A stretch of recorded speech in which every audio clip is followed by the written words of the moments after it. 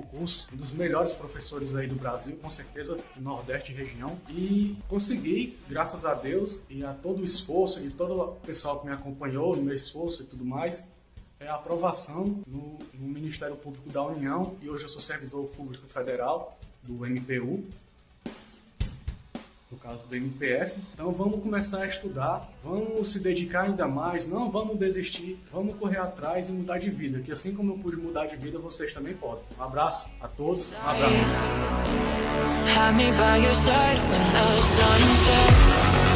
Como foi esse processo aí de preparação? Qual foi as dificuldades que você enfrentou nesse processo? A preparação foi muito boa, eu me esforcei bastante, abri mão de muitas coisas que eu sempre gostei de fazer para poder enfrentar de corpo e alma para esse concurso. Como foram os aulões, né? Os eventos que o curso objetivo proporcionava, né? O 24 horas, os corujões, os eventos e aulões aí esporádicos que nós tínhamos aqui no curso objetivo. Foi muito legal, a gente se motivava cada dia mais, porque às vezes a gente desanima um pouco para estudar, ficava um pouco mais motivado e começava a semana com mais vontade.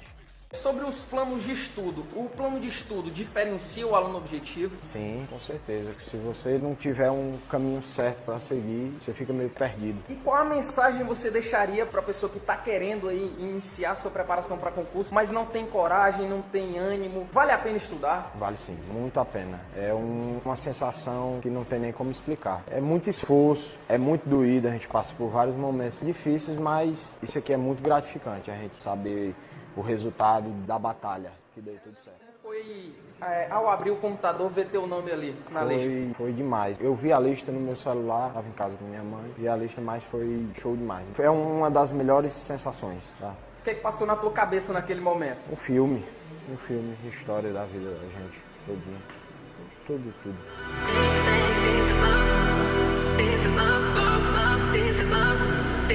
Ele falou pra mim ali que costuma dizer para as pessoas que foram 3 meses. Quando ele disse que realmente foi 1 mês e meio, as pessoas não acreditam. Então cabe a você acreditar ou não. Como você disse aí, né? As pessoas meio que têm aquela visão, pra você passar num concurso como esse, com muitos inscritos como teve, 3 meses, 1 mês e meio é loucura, é mentira. Mas só quem passou, pelo que eu e meus colegas passaram, a gente sabe como foi sofrido, né? A gente sabe como a gente realmente deu sangue. É o chamado hiperfoco, você imergiu com isso. Derramamos sangue nos livros, nas videoaulas, a motivação do grupo foi muito alta, foi muito grande mesmo. Quando um tava pensando em desistir, o outro ia lá, vamos, e a gente tem que conseguir. E foi bem pesado mesmo, foi puxado, mas no final valeu a pena quando a gente vê nosso nome no diário oficial do estado. Isso é muito bom mesmo. Mas, como você disse, foi 1 mês e meio. 3 meses. 3 meses é o que eu costumo dizer para as pessoas não dizerem na minha cara logo, né, que eu sou mentiroso. Elas devem dizer mais na frente, quando não estão me vendo. Mas realmente foi 1 mês e meio. Eu comecei a estudar 1 semana antes de sair o edital. Eu não sabia que ia sair o edital em tão pouco tempo assim. Então, larguei logo a faculdade, comprei minha apostila, montamos o nosso grupo de estudo. Aí você fala muito do grupo de estudo, essa preparação, o grupo de estudo foi muito importante para você. E eu tenho uma frase que eu sempre digo: aves da mesma plumagem voam juntas. A águia voa com águia, pombo voa com pombo.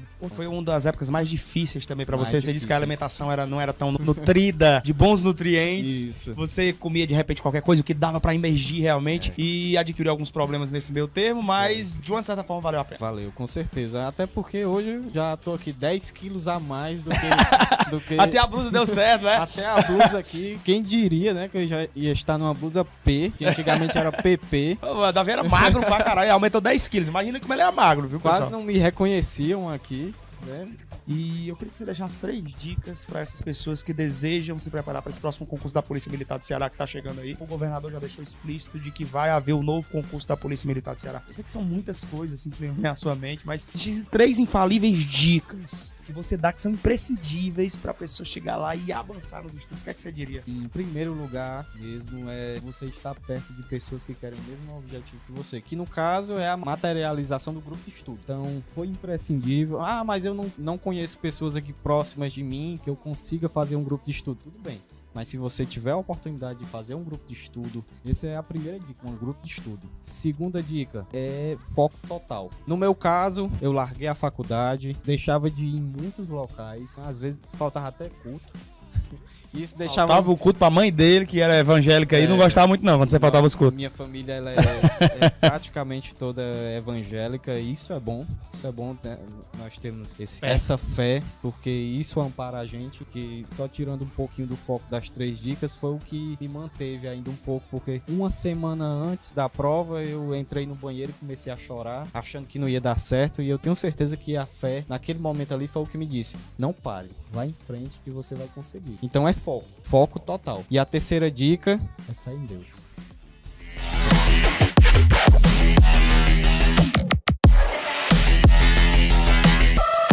Boa tarde, gente, tudo bem? Meu nome é Bianca Agra e hoje eu tô aqui primeiramente para parabenizar o Lucas Neto e toda a equipe do Objetivo Concursos por mais essa conquista, né, a sede própria agora do curso. Eu que fui uma das primeiras alunas do Objetivo Concursos quando nós ainda assistíamos a aula numa salinha alugada em cima de uma igreja evangélica. O conforto era pouco, mas não faltava disposição, né, e energia pra gente estudar e conseguir os nossos objetivos, que foi o que aconteceu comigo. Graças a Deus, hoje eu tô aqui cerca de 6, 7 anos depois, até um pouco mais que isso, para contar que eu viajava diariamente de Pedra Branca para Quixadá para assistir às aulas do Lucas. Para quem não conhece, dá cerca de 120 quilômetros. Eu trabalhava o dia inteiro e viajava para assistir essas aulas à noite. E eu só posso dizer que valeu muito a pena, apesar do cansaço, apesar de que foi bastante difícil, não posso dizer que foi fácil, mas eu estou como concursada do INSS há 6 anos hoje. Também cheguei a passar no concurso do Banco do Brasil no mesmo ano, não tomei posse porque já tinha entrado no INSS, né? E assim, tudo na vida é esforço, né? A gente, como o Lucas sempre diz e vários outros professores de concurso dizem, concurso público é uma fila. Não adianta querer que o resultado venha rápido, porque muitas vezes não chega a fim rápido, né? Para algumas pessoas mais sortudas até sim. Mas caso para você o resultado não chegue de imediato, continue persistindo, continue estudando, porque conhecimento só se acumula e uma hora vai chegar a sua vez na fila, como chegou para mim, né? Então, gostaria de dar essa força aqui para todos vocês que ainda estão na caminhada dos concursos e mais uma vez parabenizar o Lucas, que eu conheço a caminhada dele também desde o início, assim como ele acompanhou a minha, e dizer que eu sou muito orgulhosa de ter feito parte dessa história do Objetivo Concursos. Valeu, pessoal!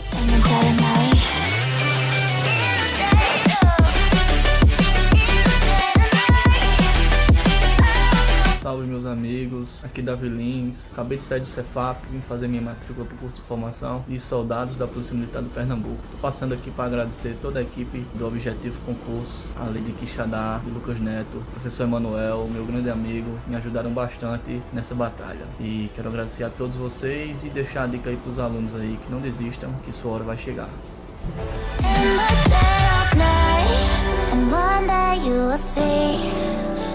Fala, galera do Objetivo, hoje eu recebi a notícia tão aguardada há anos, depois de muito tempo aí de luta, desde 2017 para ser mais exato, quando eu tinha 18 anos, e agora com os recém-cumpridos 22 anos, consegui ser aprovado na Polícia Rodoviária Federal. Só tenho a agradecer a toda a equipe do Objetivo, ao Lucas Neto, e embarquei também com ele nesse projeto do Objetivo, que é um curso de excelência aqui no Nordeste, o melhor presencial aqui do Nordeste. E é isto, muito obrigado. When the sun sets, let's leave for an eternity. We'll sail across the lights beyond the sky. I'll be with you eternally. I'm an addict for your love, it keeps me high. High, high, high, high, high, high. Em 2017 eu comecei a estudar para concursos públicos no preparatório Objetivo do meu grande amigo Lucas Neto, e em meio a todas as turbulências que nós concurseiros já passamos normalmente, no ano de 2018 eu sofri um grave acidente automobilístico, no qual eu tive que fazer a amputação de um dos meus membros, no caso a minha perna esquerda. E ainda assim eu continuei firme e forte estudando para concursos, junto com o professor Lucas Neto, com toda a sua motivação, e o grupo de professores do Objetivo Concurso, um dos melhores professores aí do Brasil, com certeza do Nordeste e região, e consegui, graças a Deus e a todo o esforço e todo o pessoal que me acompanhou no meu esforço e tudo mais, a aprovação no Ministério Público da União, e hoje eu sou servidor público federal do MPU. no caso do MPF. Então vamos começar a estudar, vamos se dedicar ainda mais, não vamos desistir, vamos correr atrás e mudar de vida, que assim como eu pude mudar de vida, vocês também podem. Um abraço a todos, um abraço. Have me by your side when the sun sets. Como foi esse processo aí de preparação? Qual foi as dificuldades que você enfrentou aí nesse processo? A preparação foi muito boa, eu me esforcei bastante, abri mão de muitas coisas que eu sempre gostei de fazer para poder enfrentar de corpo e alma para esse concurso. Como foram os aulões, né? Os eventos que o curso objetivo proporcionava, né? O 24 horas, os corujões, os eventos e aulões aí esporádicos que nós tínhamos aqui no curso objetivo. Foi muito legal, a gente se motivava cada dia mais, porque às vezes a gente desanima um pouco para estudar, ficava um pouco mais motivado e começava a semana com mais vontade.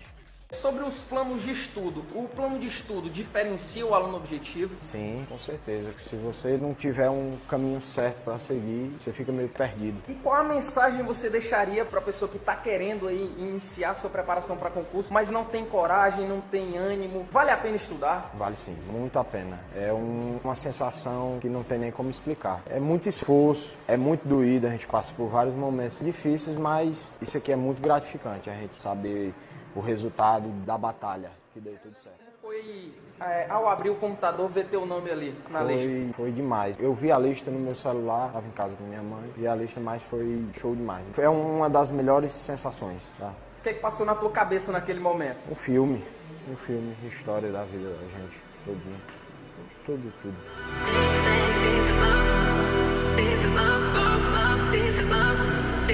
Ele falou pra mim ali que costuma dizer para as pessoas que foram 3 meses. Quando ele diz que realmente foi 1 mês e meio, as pessoas não acreditam. Então cabe a você acreditar ou não. Como você disse aí, né? As pessoas meio que têm aquela visão, pra você passar num concurso como esse, com muitos inscritos como teve, 3 meses, 1 mês e meio é loucura, é mentira. Mas só quem passou, pelo que eu e meus colegas passaram, a gente sabe como foi sofrido, né? A gente sabe como a gente realmente deu sangue. É o chamado hiperfoco, você imergiu com isso. Derramamos sangue nos livros, nas videoaulas, a motivação do grupo foi muito alta, foi muito grande mesmo. Quando um tava pensando em desistir, o outro ia lá, vamos, que a gente tem que conseguir. E foi bem pesado mesmo, foi puxado, mas no final valeu a pena quando a gente vê nosso nome no Diário Oficial do Estado. Isso é muito bom mesmo. Mas, como você disse, foi 1 mês e meio. 3 meses. 3 meses é o que eu costumo dizer para as pessoas não dizerem na minha cara logo, né, que eu sou mentiroso. Elas devem dizer mais na frente, quando não estão me vendo. Mas realmente foi 1 mês e meio. Eu comecei a estudar 1 semana antes de sair o edital. Eu não sabia que ia sair o edital em tão pouco tempo assim. Então, larguei logo a faculdade, comprei minha apostila, montamos o nosso grupo de estudo. Você fala muito do grupo de estudo, essa preparação, o grupo de estudo foi muito importante para você. E eu tenho uma frase que eu sempre digo: aves da mesma plumagem voam juntas. A águia voa com águia, pombo voa com pombo. Foi uma das épocas mais difíceis também para você. Você disse que a alimentação não era tão nutrida, de bons nutrientes. Isso. Você comia de repente qualquer coisa, o que dava para imergir realmente. E adquiriu alguns problemas nesse meio termo, mas de uma certa forma valeu a pena. Valeu, com certeza. Até porque hoje eu já tô aqui 10 quilos a mais do que... Até a blusa deu certo, né? Até a blusa aqui. Quem diria, né, que eu já ia estar numa blusa P, que antigamente era PP. O Davi era magro pra caralho, aumentou 10 quilos. Imagina como ele era magro, viu, pessoal? Quase não me reconheciam aqui, né?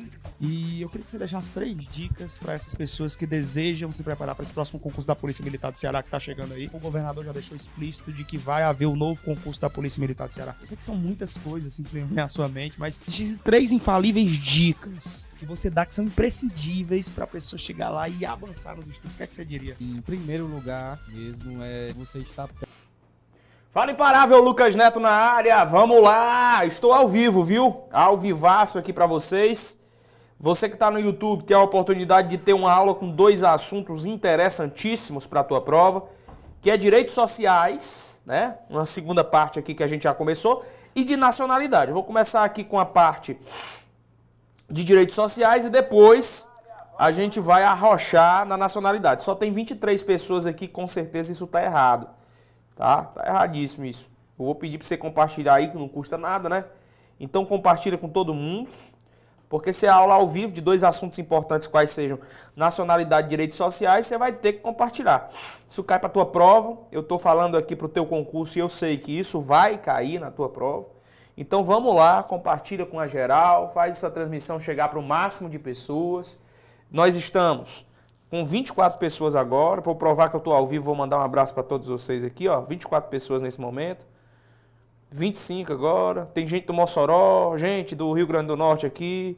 Vamos que vamos. Jalesdras, Outes, Antônio Francisco, boa noite. Boa noite, Gracinha Alves, Serena Mara. Todo mundo tá na área aí. Então compartilha com geral. Custa nada. Vamos. Aula boa é aula ao vivo. Você tem uma oportunidade, inclusive, dentro do Objective Play. Se tiver alguma pergunta aí, o Cleitinho vai me fazer. E aí eu reporto depois aqui. Mas você pode me perguntar o que você quiser. Você que está dentro da plataforma. Plataforma de acompanhamento, Objective Play. Você não assinou, assim já a sua. Beleza? Vamos começar? Vamos começar? Tá perdendo tempo demais, Lucas. Então vamos começar. Eu já convidei você para compartilhar. Eu vou começar falando então dos direitos dos trabalhadores domésticos aqui. Vamos lá. Vai botar a mão, beleza? Imparável, vamos lá. Preste bem atenção, porque direitos sociais precisam ser fechados na sua cabeça nessa conjuntura de aulas que nós estamos ministrando para você.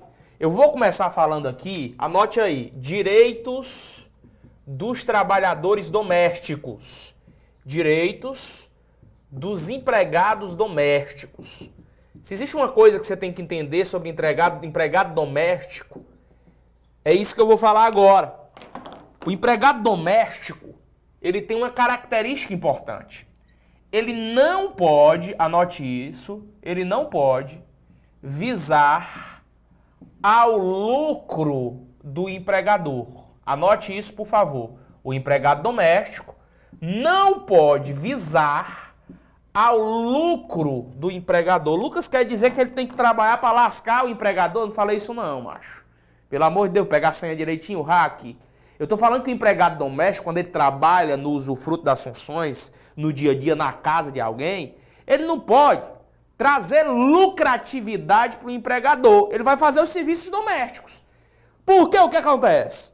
A mulher contrata a Zefinha, a dona Zefinha, né, para trabalhar de empregada doméstica, cretinha, a Zefinha.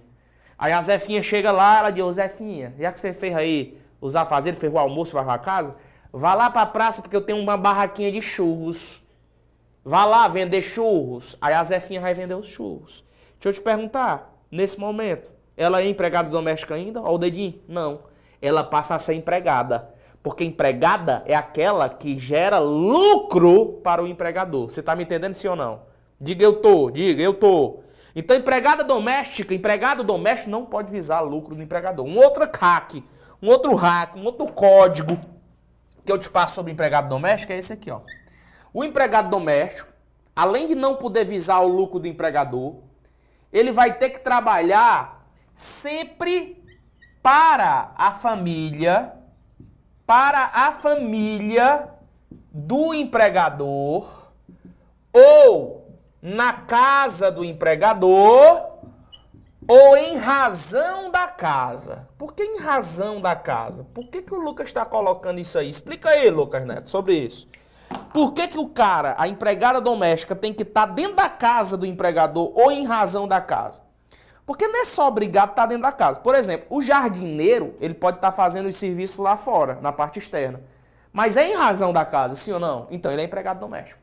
Mas eu posso ter uma enfermeira que não fica passando rodo, lavando, né, roupa, mas está lá cuidando da dona Zefinha, a dona Mariazinha que está lá quase morrendo, a senhorinha. Essa enfermeira que vai todos os dias pode ser empregada doméstica. O motorista da família pode ser um empregado doméstico. Você tá me entendendo onde eu quero chegar? Hein? Tá entendendo, Ailton? Entendeu aí? Ailton vem aqui. Eu sou desse. Ailton vem aqui. Eu sou no meio do bloco, eu chamo o Ailton, que é um dos nossos câmeras aqui. Vamos imaginar o Ailton. Vendo aqui, esse aqui é o Ailton. Gente boa demais. Trabalha aqui com a gente. Ailton, vamos imaginar, Ailton, a seguinte situação. Eu te convido para ser o jardineiro da minha casa. Aí eu tô te pagar isso aqui para ser jardineiro da minha casa, tá? Aí de repente eu peço para que o Ailton venha aqui no Objetivo que fica em frente à minha casa fazer as transmissões. Quando você é jardineiro da minha casa, você fica lá nas plantas, regando, não sei o que, tirando isso aqui e tudo mais. Você é um empregado doméstico. Mas quando você vem aqui gravar, você passa a ser empregado. Então nesse momento, houve uma relação de emprego, você vai ser regido pela CLT e não mais por uma lei específica que era do empregado doméstico. Só isso, só para olhar para você e dizer isso. Show de bola, obrigado. Né? A gente chama para quebrar um pouco o clima. Creitinho, doido para vir, nem me chamou, nem me chamou. Calma, cara, já eu te chamo. Agora tem que vir de óculos, viu? Esse óculos aí do gostosinho, como é o nome dele? Cremosinho, do cremosinho, gostosinho, do cremosinho. Então tá aqui. Direitos do empregado doméstico. Não pode visar o lucro do empregador e para a família do empregador, que o cara vai trabalhar para a casa do empregador ou em razão dessa casa. Você tá me entendendo, moço? Moço, tá me entendendo? Então isso é empregado doméstico. Por que eu tô falando tudo isso? Para te dizer quais são os direitos do empregado doméstico que mais caem em prova. Isso aqui eu adoro. Tem gente que me esculhamba, que fica dizendo, como tu é soberbo. É não, macho. É porque eu só aprendi as coisas ou na putaria, sabe? Ou com alguma brincadeirazinha doida. Né? Tinha que ter uma brincadeira. Tinha uma que era pesada. João comeu a filha, não vou nem dizer, né? Mas deixa quieto. Mas eram umas pesadas para eu decorar as regrinhas de memória, Creitinho. Creitinho é de menor, não pode ouvir, mas eu vou dizer umas já. Quais são os direitos da empregada doméstica, hein? Quais são os direitos garantidos hoje para a empregada doméstica? Ó, eu tenho uma regrinha de memória que você tem que entender. A empregada doméstica, a bichinha, muitas vezes, ela não tem condição financeira, não é verdade? Então você vai lembrar que no Réveillon, a bichinha, a empregada doméstica, no Réveillon, enquanto todo mundo tá lá, os patrões estão tudo tomando Chandon, já tomou Chandon, acredito? Chandon, é um champanhe, uma champanhe. A empregada doméstica tá tomando o quê? Ela tá tomando o seu famoso cidra. Já viu aquele cidrazinho de maçã? Cidra. E olha lá, né? Porque o cidra tá caro. Tá tomando cidra. E, como uma boa empregada doméstica, e qualquer empregado doméstico, e qualquer gente que está numa situação que está querendo se lascar ainda mais, bebo com tanta cidra, vai torcer para um time que todo pobre torce, que é o Flamengo, tá? Então, brincadeiras à parte, só para você lembrar. Isso aqui é só para você lembrar na hora da prova, tá? Não fica com raiva de mim não sou soberbo de nada não. Cidra Fly, é bom, né? Só não torço pro Flamengo, mas isso aqui é bom, cidrazinho é bom. Cidra Fly, é para você lembrar do que eu vou colocar aqui, ó. Quais os direitos regulamentados do empregado doméstico? Vai colocando aí, ó. Esse S é de salário mínimo, eu botando sua abreviação. Aí, botando aí no seu caderno. Esse I é de irredutibilidade do salário. Então, bota aí, I de irredutibilidade do salário. Irredutibilidade do salário. Esse D é de 13º salário, ela tem direito ao 13º salário, tá? Esse R é de repouso semanal remunerado, que é preferencialmente aos domingos. Esse A é de aviso prévio, ela tem direito. Aí vem o F de férias, tá certo? Aí vem o L de licença maternidade ou licença paternidade se eu estiver falando de um pai.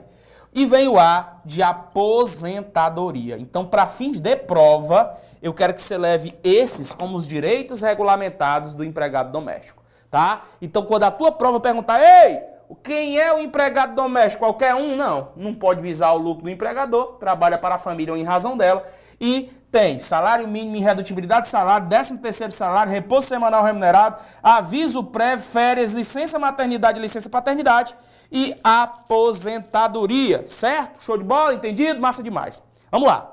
Adiante, eu chego aqui, estou com a Constituição aberta, no artigo 8º, aliás, no artigo 7º, parágrafo único, né, que a gente vê os direitos do empregado doméstico e vê alguns direitos coletivos dos trabalhadores. Eu vou anotar aqui, faço questão de anotar, para você já organizar o seu caderno. Abre um tópicozinho no caderno aí, abre aí, direitos coletivos, anote desse jeito, direitos coletivos dos empregados domésticos.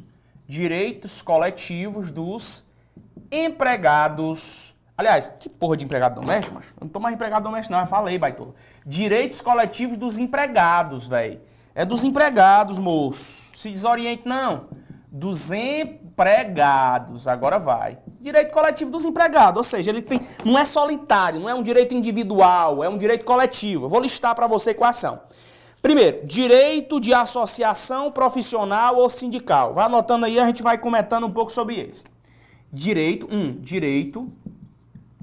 de associação profissional ou sindical. Então, todos os empregados têm direito de não serem obrigados a se associar ou a permanecerem associados, porque a Constituição fala, inclusive, que ninguém pode ser compelido a se associar ou a permanecer associado, bem como os direitos de participar de um sindicato. Então o cara pode ter direito de participar de um sindicato, pode ter o direito de uma associação profissional.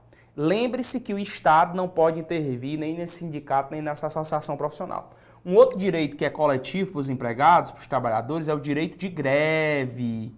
Direito de greve. Lembrando que alguns desses direitos não podem ser consolidados ao servidor público, inclusive policial, né? Não é todo servidor público que tem o direito de greve, porque no caso o policial, de acordo com jurisprudência farta dos tribunais, incluindo o Supremo Tribunal Federal, não pode o empregado, o servidor público policial prestar greve, tá bom? Um outro direito coletivo aí, Lucas, já falou 2, fala mais, que está na Constituição.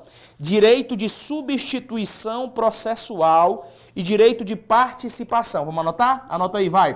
Direito de substituição processual e um outro direito é o direito de participação. Direito de participação. Substituição processual é de ser substituta ao longo do processo, substituída ao longo de um processo trabalhista. E o direito de participação é de participar de alguma cota que, porventura, esteja sendo regulamentada pela empresa. E um outro é o direito de representação classista. Anote aí. Direito de representação classista.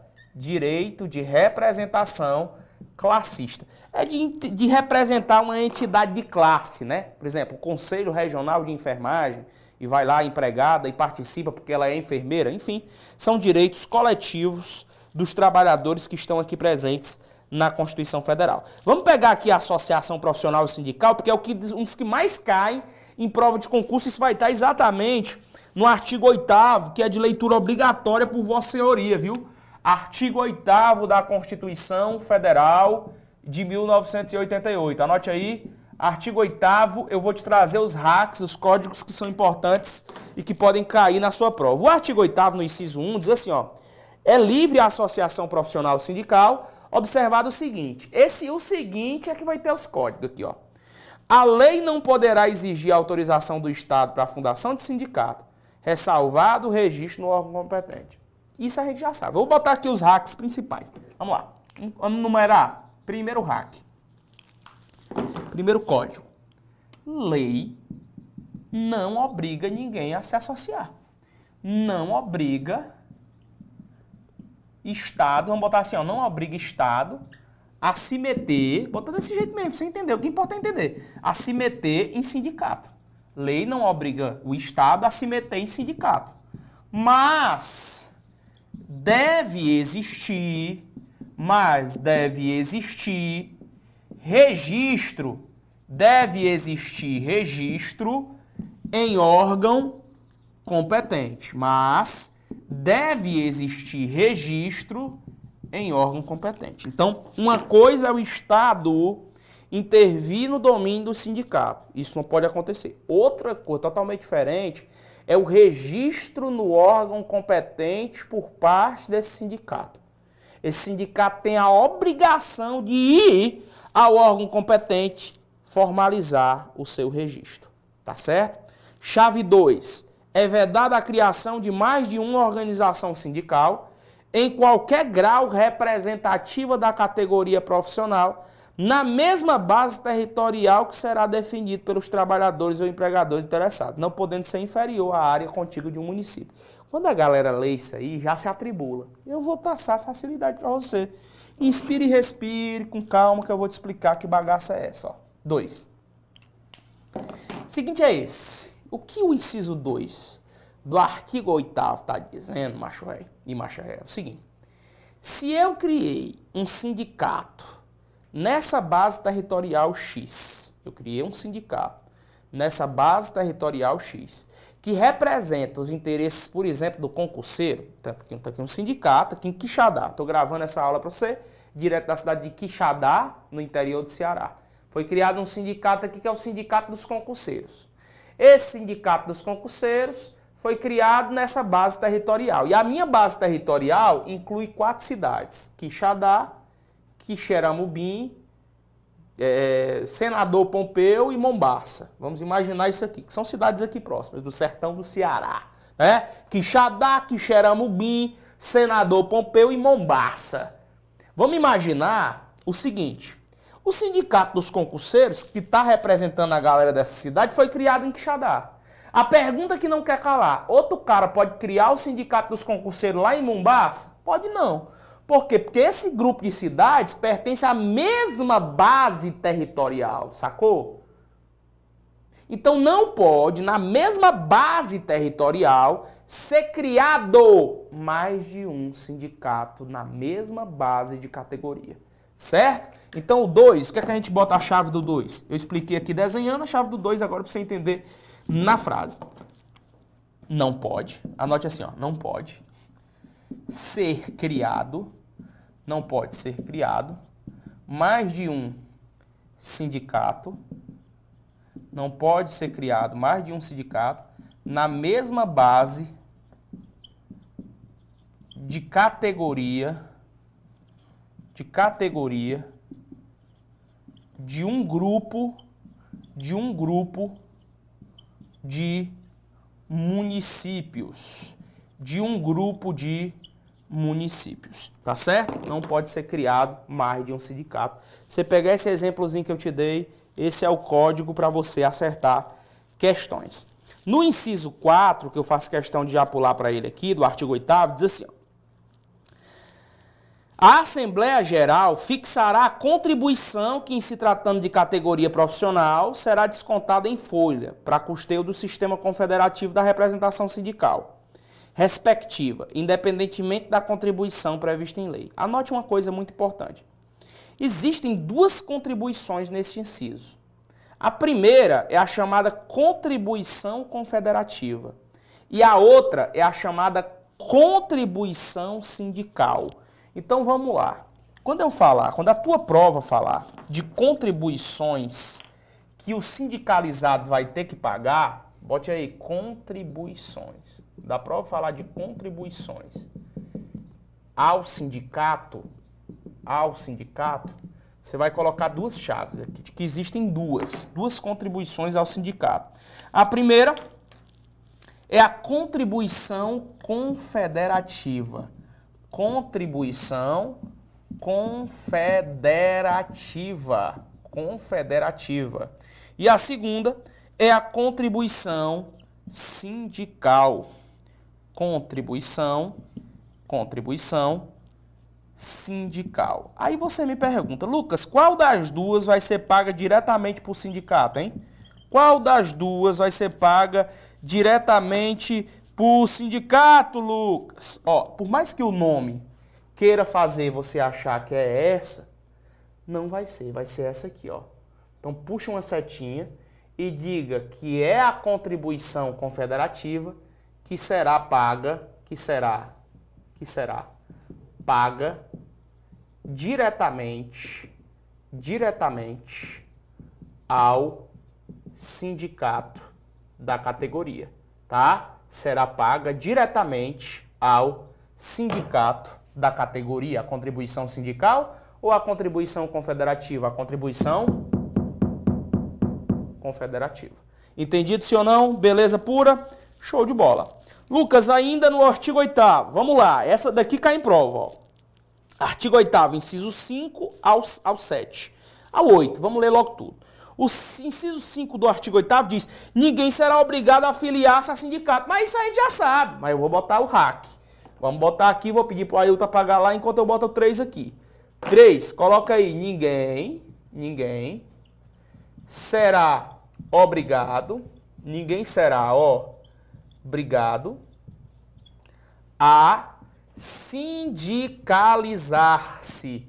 Ninguém será obrigado a sindicalizar-se. Então o cara não vai ser obrigado a se sindicalizar, sacou? Ele não é obrigado a participar de um sindicato e acabou-se. Uma outra chave importante, vamos lá. É no inciso 6. É obrigatória a participação dos sindicatos nas negociações coletivas de trabalho. Eu já tinha dito isso nas aulas de direitos sociais anteriores, mas passo a dizer mais uma vez. Se eu falar em negociação, anote essa, se falar de negociação coletiva de trabalho, negociação coletiva de trabalho, uma coisa você vai ter que entender. Sempre diante da negociação coletiva de trabalho, O que é que eu vou ter? Participação do sindicato da categoria. Participação do sindicato da categoria, tá certo? Então vamos lá. Preste atenção. Cuidado, não existe negociação coletiva de trabalho em que as partes envolvidas sejam apenas empregado e empregador. Se tiver negociação coletiva de trabalho, é obrigatório que eu tenha empregado de um lado, empregador de outro, intermediando essa regulação, um sindicato da categoria. Você copiou isso aí, sim ou não? Então vamos adiante, caso você tenha copiado. Tem mais, viu?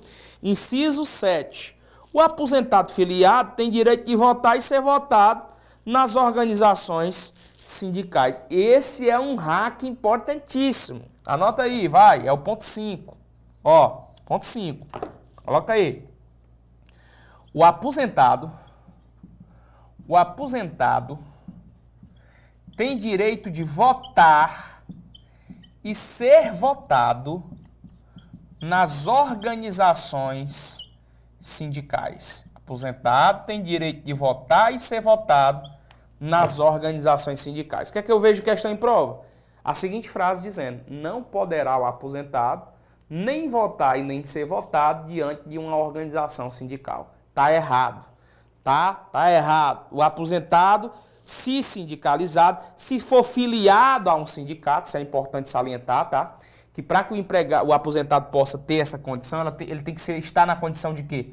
De filiado. Ele tem que estar na condição de filiado para que ele possa votar e ser votado em uma organização sindical, para exercer um cargo de diretoria do sindicato, para poder votar num secretário do sindicato, para poder ser votado como diretor do sindicato, é um direito do aposentado filiado. E o inciso 8 fala da estabilidade sindical. Anote aí, esse vai ser o nosso ponto 6, certo? Você vai anotar da seguinte forma, o ponto 6. O ponto 6, anote assim. Olha que importante isso, ó. A Constituição diz que vai ser proibida, vedada a dispensa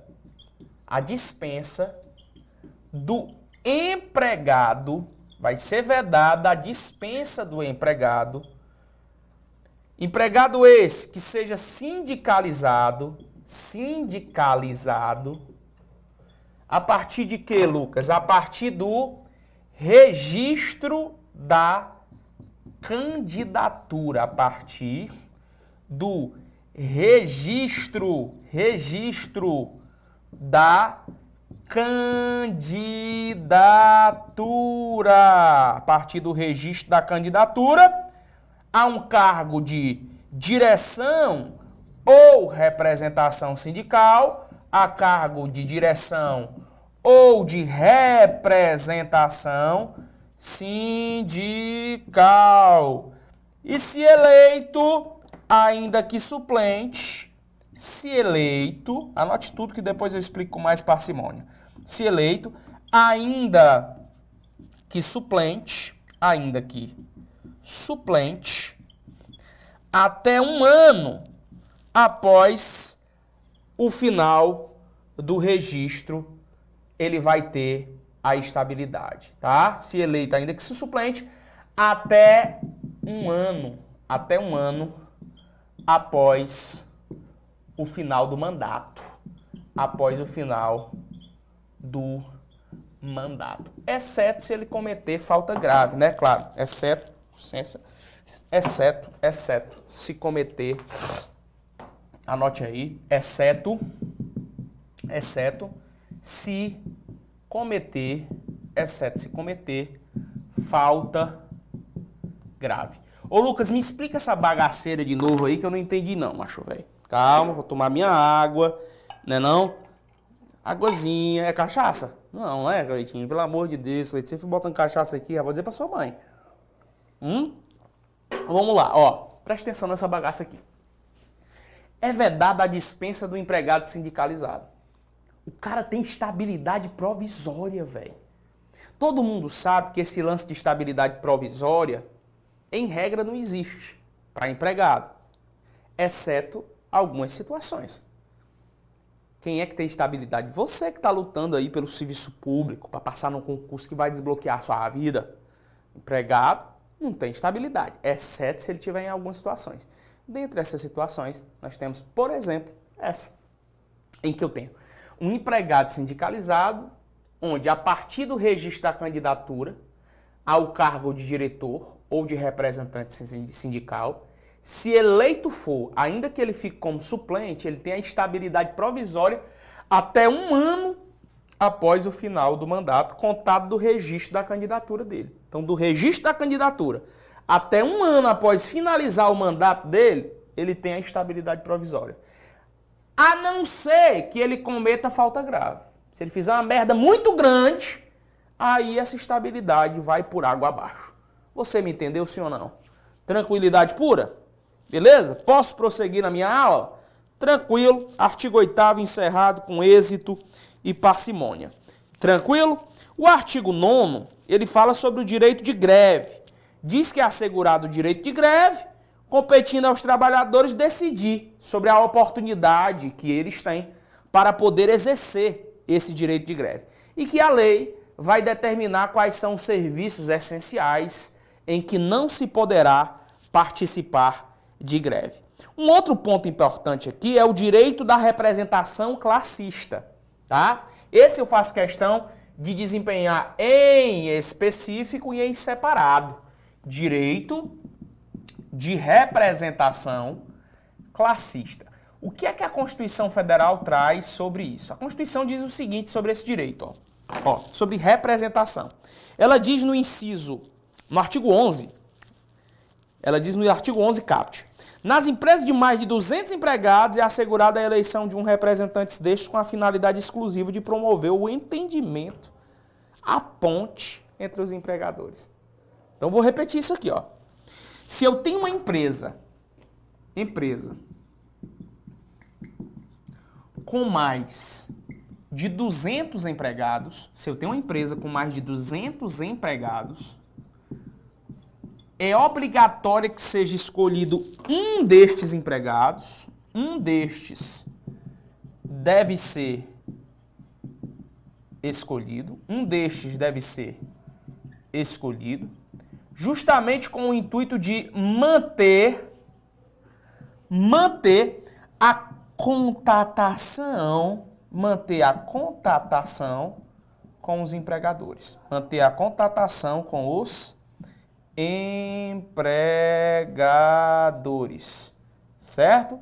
Então, se tem uma empresa com mais de 200 empregados, é obrigatória a eleição, a escolha de um destes representantes que manterá a contatação com os demais empregadores. Você entendeu isso aqui, sim ou não? Se você entendeu, chegou a hora certa. A hora de nós resolvermos questões. Portanto, primeira questão vai aparecer na sua tela agora. Cleitinho já colocou. Cleitinho é demais. Você colocou? Colocou? Muito bem, Cleitinho. É isso aí. Então vamos lá. Primeira questão. Diz o seguinte. A Jéssica trabalha na residência da Kelly. Rapaz, tem 2 meninas aqui no Objetivo com esse nome, não tem? Mas tá aqui. Jéssica trabalha na residência de Kelly. Vamos lá. 3 vezes na semana, como passadeira. Normalmente o combinado é comparecer ao trabalho às terças, quintas e sextas. Mas quando é necessário, mediante prévia comunicação, comparece em outro dia da semana. Desde que não sejam sábados, domingos ou feriados, nem datas comemorativas. Sua remuneração é feita e calculada por dia de trabalho, e sua CTPS, que é a Carteira de Trabalho e Previdência, não foi assinada. Quando Jéssica não comparece, não recebe o pagamento e não sofre nenhum tipo de sanção. Entretanto, Kelly sempre solicita que a ausência seja previamente comunicada. Jéssica procura você aí, como advogado, você que está estudando para o concurso, para sanar uma dúvida acerca da sua situação de relação de emprego. De acordo com a legislação específica em vigor, a alternativa que contempla a situação de Jéssica é qual? Ei, você tem que entender uma coisa. Ó. A lei que regulamenta isso é a Lei Complementar 150 de 2015, que é a lei da empregada doméstica. Ó, para que uma empregada doméstica seja considerada empregada doméstica, ela tem que comparecer pelo menos 3 vezes por semana, certo? Na casa da sua empregadora. Se for menos de 3, que significa 2, ela vai ser o quê? Diarista. Diarista. Então, olha esse código. Se compareceu só 2 vezes, não é empregado doméstico. Compareceu mais de 2, que é 3 em diante, é empregada doméstica. Vamos ver aqui a alternativa, ó. Vamos ver aqui, ó. A Jéssica trabalha na residência da Kelly 3 vezes na semana. Então, nesse caso, ela já é o quê? Ela já é empregada doméstica. O gabarito dessa questão é o item C de casa, tá? Então, além daquelas informações que eu trouxe, vale a pena repetir. Se é empregada doméstica, não pode visar o lucro ao empregador. 2, se é empregado doméstico, vai ter que se submeter a um regime que não é seletista, né? Que não é seletista, é regida por essa lei específica, a Lei Complementar 150. E se é empregada doméstica, além de não visar esse lucro, vai ter que ter uma relação de emprego, né? Porque se trouxer o lucro, não vai ser considerada empregada doméstica. Se é empregada doméstica, vai ter que entender que pode ser para casa ou em razão da casa do indivíduo que essa pessoa trabalha. E como quarto ponto importante aqui, saliente-se que dentro da Lei Complementar 150 de 2015, que nesse momento é importante até a gente falar por pouco aqui, não está no seu edital nesse momento, mas nessa questão pediu essa noção, empregado doméstico tem que trabalhar pelo menos 3 vezes por semana, tá? Se for só 2 vezes, é diarista. Então, questão de número 1, o item C é o gabarito. Vamos adiante. Questão de número 2. Na tela diz o seguinte, ó, acompanhe bem. Questão de número 2. Diz o seguinte. Assinale a alternativa incorreta. Incorreta. Segundo a CLT, os meios telemáticos e informatizados de comando, controle e supervisão se equiparam para fins de subordinação jurídica aos meios pessoais e diretos de comando, controle e supervisão do trabalho alheio, tá? Isso aqui tá errado, tá? Tá errado isso aqui. Por quê? A CLT não traz, aliás, está certo, né? Tá certo a visão disso aqui. Mas, como ele está querendo a incorreta, o item incorreto, esse não é o gabarito. Por quê? Porque ele está querendo o incorreto. Mas essa visão está certa. É uma visão seletista, realmente.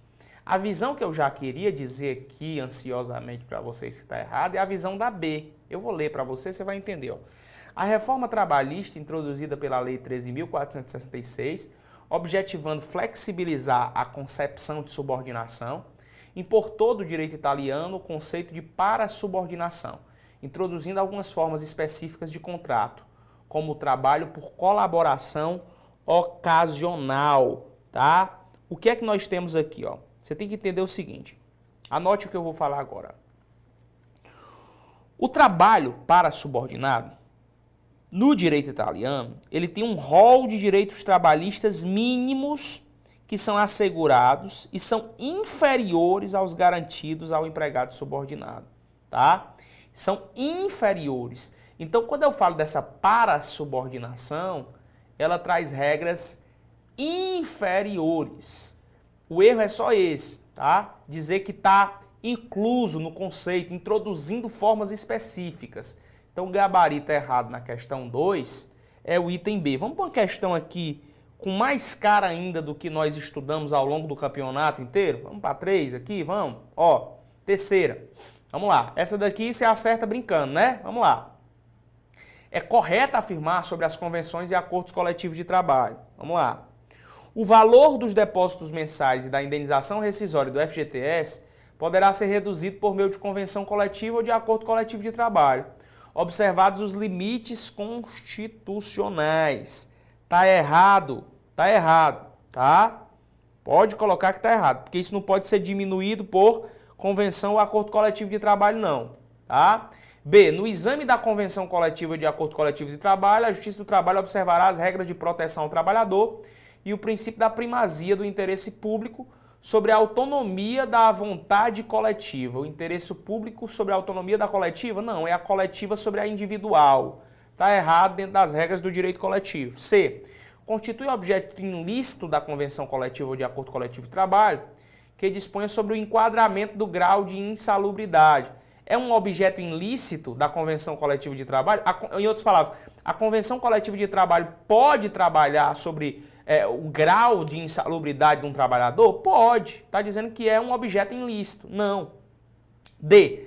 A inexistência de expressa indicação de contrapartidas recíprocas em convenção coletiva ou acordo coletivo de trabalho não ensejará sua nulidade por não caracterizar um vício do negócio jurídico. O gabarito é esse, uma questão complexa de propósito colocado aqui. Isso vai estar no artigo 611 da CLT. Artigo 611 da CLT, tá? Beleza? Vamos para uma pegada mais constitucional? Vamos para uma mais constitucional? Ó, deixa eu pegar aqui a questão... Deixa eu pegar aqui essa questão 5. Vou pular para 5 de propósito. Vamos lá. Considerando as normas de direito do trabalho vigentes, analise as seguintes assertivas. São considerados serviços ou atividades essenciais para fins de exercício regular do legítimo direito de greve, entre outros, aquele de tratamento e abastecimento de água, produção e distribuição de energia elétrica, vamos lá, gás e combustíveis, funerários, telecomunicações, compensação bancária e atividades médico-periciais relacionadas com a caracterização do impedimento físico, mental, intelectual ou sensorial da pessoa com deficiência, por meio da integração de equipes multiprofissionais e interdisciplinares para fins de reconhecimento de direitos previstos em lei e no Estatuto da Pessoa com Deficiência, tá? Isso aqui, pessoal, está muito mais ligado ao Estatuto com Deficiência e ao direito do trabalho. Eu não quero confundir a cabeça de vocês agora, então vou pular mais uma, tá? Eu estou falando de constitucional. Deixa eu buscar uma questão de constitucional mesmo. Deixa eu pegar uma de constitucional aqui, resolvendo com você agora. A questão 6 trata só do direito de greve, eu não quero saber. Entenda isso, ó, vem comigo. Por mais que a gente tenha essas questões aqui, eu estou colocando uma questão para você que tem a ver com o que nós estamos entendendo. Realmente, quando eu falo dos direitos dos trabalhadores, eu vou ver muitos pontos na CLT, que é a consolidação das leis trabalhistas. Mas eu preciso, quando estiver estudando constitucional, que pegue questões somente que trabalhem com o tema dos direitos sociais constitucionais dos trabalhadores, tá? Direitos sociais constitucionais dos trabalhadores, tá? Deixa eu ver aqui na tela. Vamos lá. Ó, a questão 7 é um direito constitucional do trabalhador. A questão 7 é. Então pega a 7 aí, porque ela se enquadra direitinho. Ela tá como um direito social do trabalhador. E constitucional. Isso é direito constitucional na veia. Agora vai, ó. Preste atenção aí. O que importa é a resolução adequada. Diz assim. Considere as assertivas abaixo sobre entidades e liberdades sindicais.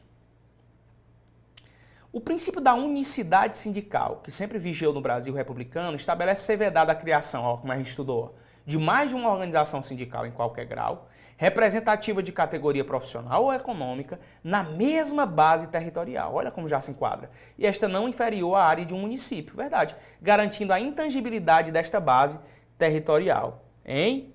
Esse item aqui, tá certo ou errado? Hein? Tá certo ou errado? O que é que vocês me dizem? Vamos botar aqui de pode ser? Vamos botar um PS aqui, ó. 2. É possível desmembramento do sindicato quando nova unidade sindical é formada a partir da cisão da base territorial da entidade sindical originária, assim como é possível a dissociação do sindicato quando um novo ente sindical é formado a partir do desligamento de uma categoria específica do sindicato-mãe, respeitando-se sempre a área de abrangência mínima de um município. Eita, Lucas, ficou mais complexo. Vamos por 3. Com suporte no princípio da especificidade, os sindicatos serão constituídos por categorias econômicas ou profissionais específicas, abrangendo categorias similares e conexas. Lucas, eu não entendi nada. Volta na 1 de novo. Vamos lá.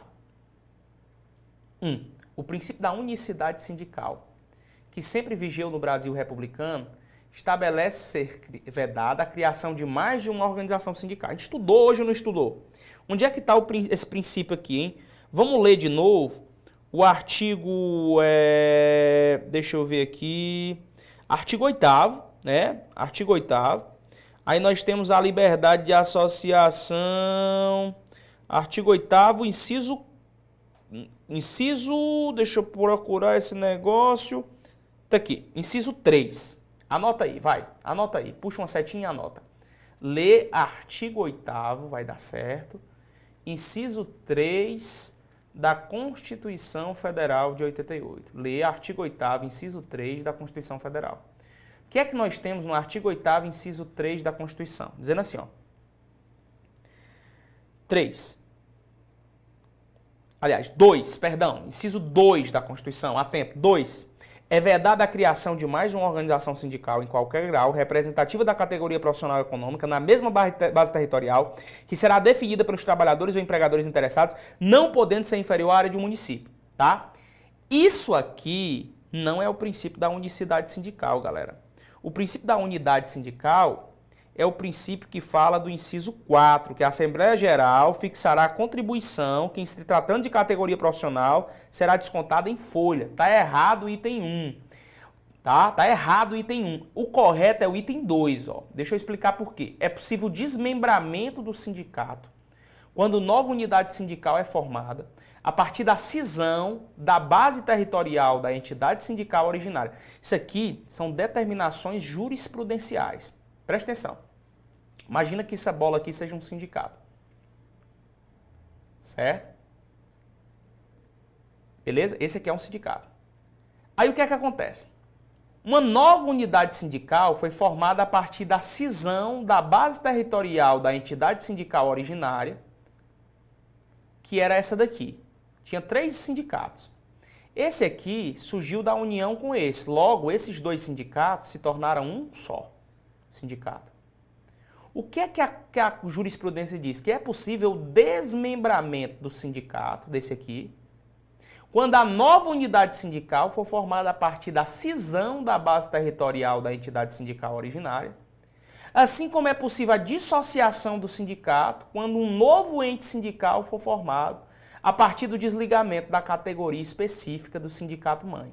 São palavras jurisprudenciais, fazendo com que apenas a 2 esteja correta, porque esse aqui não traz o princípio da especificidade, tá? Questão complexa, de nível superior, de nível de introdução mais em lógica para a realidade do campo da lei, mas com um campo jurisprudencial abundante, tá? Vamos lá. Deixa eu sair daqui dessa trilha do sindicato e vir aqui para a questão...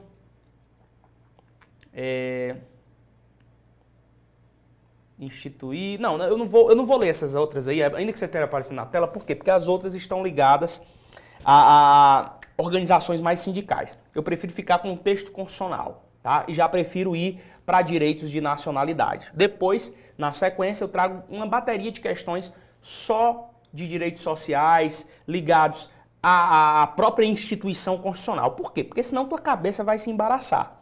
Se você não está estudando direito do trabalho, tu não tem a obrigação de manjar tudo de sindicato.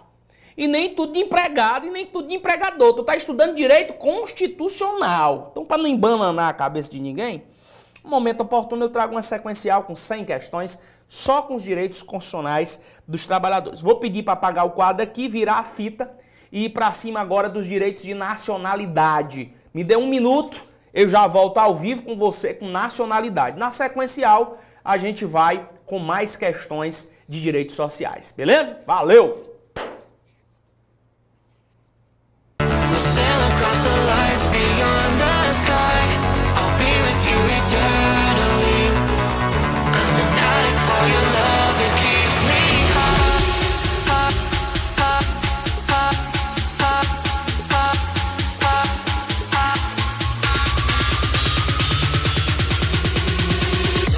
Em 2017 eu comecei a estudar para concursos públicos no preparatório objetivo do meu grande amigo Lucas Neto. E em meio a todas as turbulências que nós concurseiros já passamos normalmente, no ano de 2018 eu sofri um grave acidente automobilístico, no qual eu tive que fazer a amputação de um dos meus membros, no caso a minha perna esquerda. E ainda assim eu continuei firme e forte estudando para concursos, junto com o professor Lucas Neto, com toda a sua motivação, e o grupo de professores do Objetivo Concurso, um dos melhores professores aí do Brasil, com certeza do Nordeste e região. E consegui, graças a Deus e a todo o esforço e todo o pessoal que me acompanhou no meu esforço e tudo mais, a aprovação no Ministério Público da União, e hoje eu sou servidor público federal do MPU,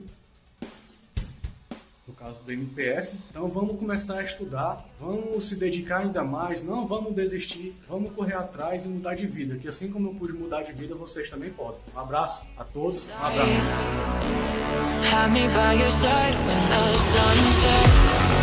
Como foi esse processo aí de preparação? Qual foi as dificuldades que você enfrentou aí nesse processo? A preparação foi muito boa, eu me esforcei bastante, abri mão de muitas coisas que eu sempre gostei de fazer para poder enfrentar de corpo e alma para esse concurso. Como foram os aulões, né? Os eventos que o curso objetivo proporcionava, né? Os 24 horas, os corujões, os eventos e aulões aí esporádicos que nós tínhamos aqui no curso objetivo. Foi muito legal, a gente se motivava cada dia mais, porque às vezes a gente desanima um pouco para estudar, ficava um pouco mais motivado e começava a semana com mais vontade. Sobre os planos de estudo, o plano de estudo diferencia o aluno objetivo? Sim, com certeza, que se você não tiver um caminho certo para seguir, você fica meio perdido. E qual a mensagem você deixaria para a pessoa que está querendo aí iniciar sua preparação para concurso, mas não tem coragem, não tem ânimo? Vale a pena estudar? Vale sim, muito a pena. É uma sensação que não tem nem como explicar. É muito esforço, é muito doído, a gente passa por vários momentos difíceis, mas isso aqui é muito gratificante, a gente saber o resultado da batalha, que deu tudo certo. Foi ao abrir o computador ver teu nome ali na lista? Foi demais. Eu vi a lista no meu celular, estava em casa com minha mãe, vi a lista, mas foi...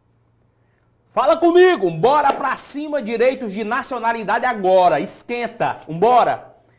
Direitos sociais superado, agora eu quero que você atinja um outro nível de direitos de nacionalidade. Portanto, o que eu vou falar aqui tem mandamento constitucional forte. O primeiro, bem conhecido, tá? Isso aqui são os cargos privativos de brasileiros natos que todo mundo deve conhecer.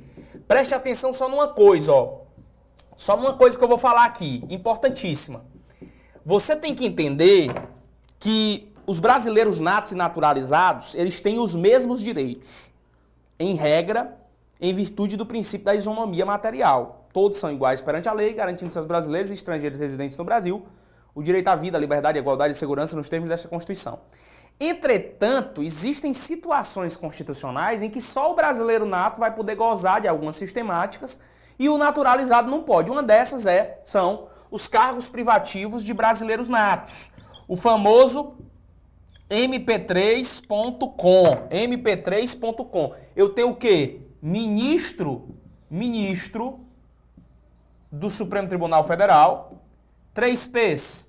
Presidente, o primeiro P, presidente e vice-presidente da República Federativa do Brasil. Aí vem presidente da Câmara dos Deputados Federais.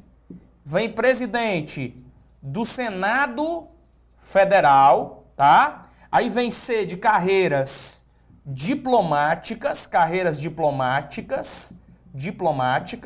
Esse O é de oficiais das Forças Armadas,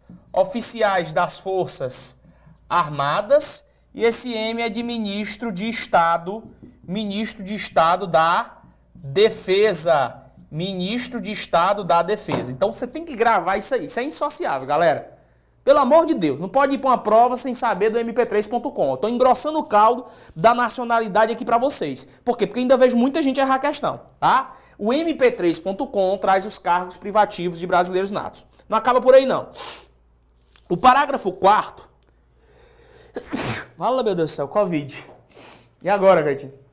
Ai, aqui ficou convidado já. Você pode vir por aqui, viu? Deu um P2, senhor. Né? Vacinei hoje, né? Mas vamos lá, vai dar certo. Ó, o parágrafo 4º do artigo 12, de novo. Saúde, Cleitinho. Bota a mão na boca, professor, para não passar Covid pro povo. Eita, Cretinho. E agora? E agora, Cretinho? O que a gente faz? Espirrando direto. Engraçado demais esse cara, viu? Bora lá, Cretinho, ó. O artigo 12, parágrafo 4º, anota aí. Artigo 12, parágrafo 4º da Constituição Federal de 88, traz as situações em que haverá, galera, a perda de nacionalidade. Perda de nacionalidade. Isso aqui cai em prova. E tem gente que erra. Vamos por partes? Vamos por partes? Ó, eu tenho dois tipos de perda. Anote os dois tipos de perda que a doutrina categoriza. Eu tenho a perda, mudança, certo? Perda, mudança. E eu tenho a perda, punição. Perda, punição. Perda, mudança e perda, punição. Lucas, quando é que eu tenho a perda, mudança? Quando é que eu tenho a perda, mudança? Essa perda, mudança, eu vou tratar bem aqui, ó. Ela vai relacionar tanto aos brasileiros natos, quanto aos naturalizados. Anote isso.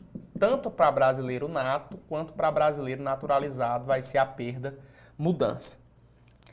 Quando é que eu vou ter a perda, mudança? Ela vai se aplicar quando o brasileiro adquirir outra nacionalidade, certo? Brasileiro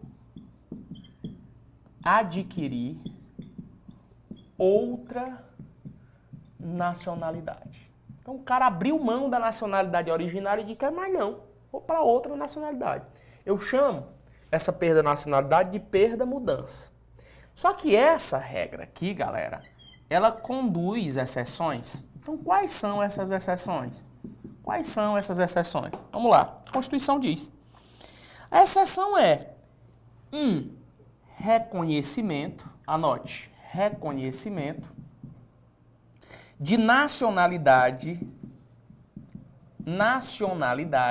reconhecimento de nacionalidade por norma estrangeira. Reconhecimento de nacionalidade por norma estrangeira. Reconhecimento de nacionalidade por norma estrangeira. Lucas, como é isso? Reconhecimento de nacionalidade por uma norma estrangeira. O país a qual o camarada foi exercer suas atividades, ele reconheceu, né, a relação que existe entre os dois diplomas. E disse, não, ele pode ser brasileiro nato, que eu reconheço essa nacionalidade. Ele pode trabalhar e viver aqui naturalmente. Então, nesse caso, não haverá perda. Uma outra exceção, essa daqui é muito importante, ó, é imposição por norma estrangeira. Imposição por norma estrangeira. Essa é a que mais cai em prova. É quando, por exemplo, para trabalhar, exercer suas funções, o país ao qual o cara foi trabalhar exige que ele seja pertencente à nacionalidade daquele país, para poder morar e trabalhar lá.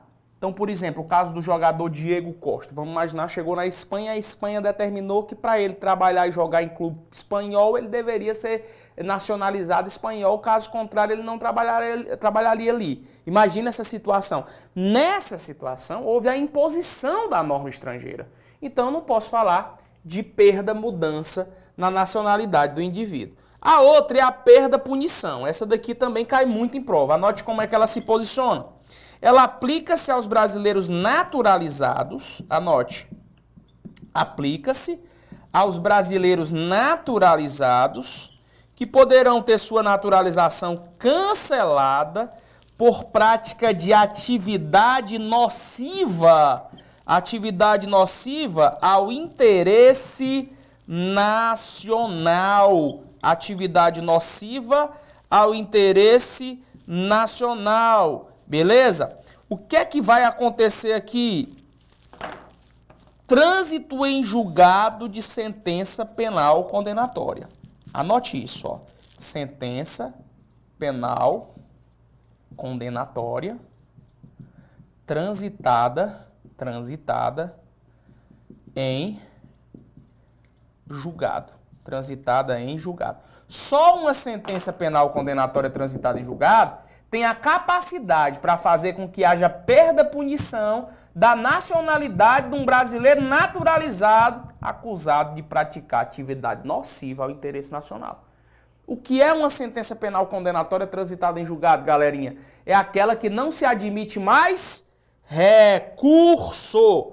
Não se admite mais recurso. Um outro ponto importantíssimo aqui, para eu falar, não tem como não falar, é sobre extradição. Essa daqui é bem conhecida de vocês, né? Então, recentemente, inclusive, teve o caso do Robinho, né? Brasileiro nato, já coloca na cabeça. Brasileiro nato não pode ser extraditado. Tá? Então, vamos colocar essa informação aí, vamos? Primeira informação aqui, ó. Brasileiro nato não pode ser extraditado. Tá? Brasileiro nato não pode ser extraditado. Todo mundo sabe disso. Salvo, você sabe, deveria saber, se não sabe, vai saber agora. O naturalizado, salvo naturalizado, em caso de quê? De crime comum, caso de crime comum, praticado antes da naturalização,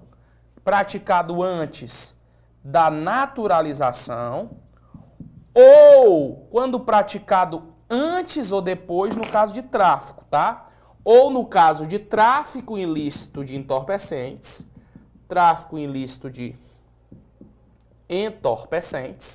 nesse caso, a minha consideração tanto pode ser antes quanto pode ser depois. Tanto faz ser antes como pode ser depois da naturalização, ele vai ser extraditado. Então vamos lá? Brasileiro nato não pode ser extraditado, salvo naturalizado no caso de crime comum, que é um crime comum, aquele que qualquer pessoa pode praticar. Esse crime tem que ser praticado antes da naturalização ou no caso de tráfico ilícito de entorpecentes e drogas afins, que nesse caso, tanto pode ter sido antes ou depois da naturalização, vai fazer com que o cara seja, assim, extraditado. Muito se fala sobre o caso de uma brasileira que naquela época, lá em 2018, 2019, ela era brasileira nata, abriu mão da nacionalidade do Brasil, casou com um americano, tá? Aí foi acusada de matar esse cara, a vagabunda. Foi acusada de matar o cara. Veio se esconder aonde? Quando o governo, a polícia americana estava atrás da vadia? Hein? Veio se esconder aonde? No Brasil.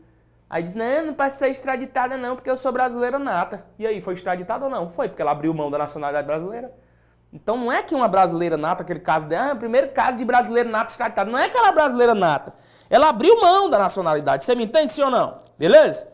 Show de bola? Bora resolver a questão? Bora. Que com essa aqui com nós é pouco, macho. Na outra sequencial não deu pra resolver muita, mas nessa dá. Né? Nessa dá. Depois eu trago uma porrada de questão de direito social aí pra resolver até dar uma dor. Aqui não tem essa não. Ninguém economiza em questão não. Bora pra nacionalidade na tela, pai. Bora, Cleitinho. Tá dormindo, macho? Não, né? Para o áudio e avante. Bora. Questão de número 1. Diz assim, ó. As normas constitucionais determinam alguns cargos que são privativos de brasileiros natos. Dentre eles está o cargo de privativo de brasileiro nato. Pessoal, aí você vai encabular 2 jumentos mojados, porque todo mundo sabe dessa bagaça aqui, ó. Ministro do STF, presidente e vice-presidente da República, presidente da Câmara e do Senado, que é o P3. C. Carreiras diplomáticas. O. Oficial das Forças Armadas. E M. Ministro de Estado da Defesa. Qual é o gabarito, Cretinho? Hein? Fica fácil, né, pai? Qual é o gabarito, Cretinho? Hein? Item D. Item D não, Cretinho. Item A, ó. Aqui, ó. Ministro de Estado da Defesa. Bateu com esse aqui, ó. Ficou fácil. Facinha. 1A. 2. Vamos lá. Questão 2. João, brasileiro nato, após devido processo legal, transitado em julgado, perdeu a nacionalidade brasileira em razão de ter optado voluntariamente por nacionalidade estrangeira. Anos depois, João retornou ao Brasil e adquiriu a nacionalidade brasileira por meio da naturalização. De acordo com a Constituição Federal, assinale qual é dos cargos a seguir poderá ser ocupado por João. Qual é dos cargos a seguir que pode ser ocupado por João? Entenda, ele, brasileiro nato, após devido processo legal transitado e julgado, perdeu a nacionalidade brasileira em razão de ter optado por uma nacionalidade estrangeira. Então ele abriu mão, igual o caso da mulher que eu falei na estante. Ano depois, João retornou ao Brasil e adquiriu a nacionalidade brasileira por naturalização. Então qual é o cargo que ele pode? Ministro do STF, ele pode? Não. Oficial das Forças Armadas? Não, tá no mp3.com. Embaixador? Não, porque é um representante diplomático. Carreiras diplomáticas. Senador ou ministro de Estado da Defesa? Ministro de Estado da Defesa. Senador ele pode. Senador ele pode. Por que ele pode? Ele só não poderia ser o quê, galera? Ele não poderia ser presidente do Senado Federal. Agora, senador, esse baitola pode, né? Questão de número 2, D de dado. Questão de número 3. Vamos lá. Olha o nome do cabo aqui, quer ver? Já vi aqui de longe, ó. 3. O tio do Creitinho aqui, ó. Adam Becker. É, Creitinho, é o nome do seu filho. Adam Becker. Hein? Nome do filho do William? Brasileiro naturalizado, de 27 anos, residente há 8 anos no Brasil. Decidiu ingressar na política a fim de contribuir com o seu trabalho para a melhoria da situação social do povo brasileiro. Considerados apenas os dados fornecidos à luz das pertinentes condições de elegibilidade estabelecidos na Constituição, Adam poderá concorrer a qual cargo eletivo, galerinha, hein? Qual é o cargo eletivo do Adam aí? mp3.com, pessoal. Do mp3.com, qual é aqui o cargo eletivo que ele vai poder concluir, que ele vai poder exercer? Vamos lá, ele tem 27 anos. Lembrando as idades, né? O cara precisa ter 18 anos para ser vereador, lembrando, 18 anos para ser vereador, 21 para ser deputado, prefeito e juiz de paz. Deputado, prefeito e juiz de paz. 30 para ser governador, 35 para ser presidente da República Federativa do Brasil e para ser senador, tá? Então, só lembrando das idades aqui, porque, por exemplo, ele tem 27 anos, ele não podia ser governador do estado, não é verdade?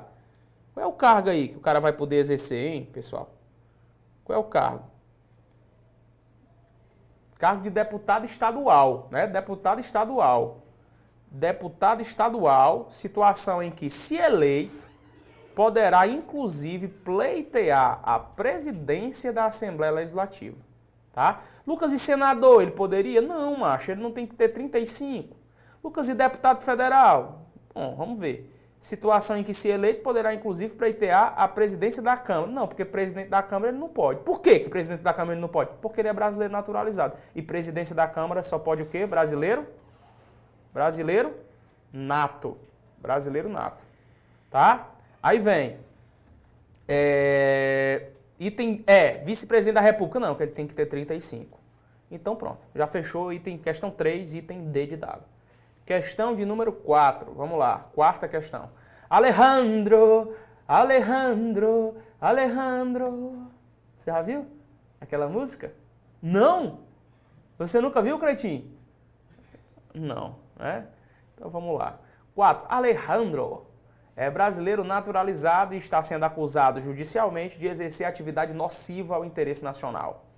Lembrando que essa bagaça aqui faz ele ser extraditado, né? Cláudia é brasileira nata e teve uma outra nacionalidade originária, assim reconhecida pela lei estrangeira. Marcos é brasileiro nato, residente em estado estrangeiro, tendo se naturalizado naquele país como condição para a sua permanência no território. Com fundamento na Constituição, uma sentença judicial poderá declarar a perda de nacionalidade, nesse caso, para quem, hein? Para quem? Hein?